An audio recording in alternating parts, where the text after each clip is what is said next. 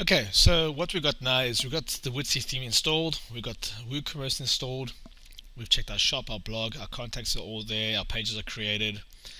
Basically, the framework that we need to do transactions is done for our affiliate site, or if we're going to sell t-shirts or bags or products, whatever we want to do, it's all set up and running now. I've deleted and cleared out all the posts. I've made sure that there are no rogue categories that I don't want. In the media library, I've cleared out all the media files.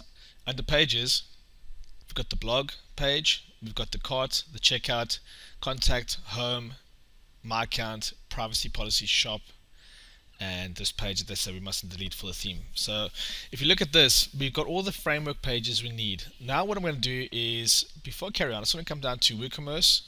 It's all done under products.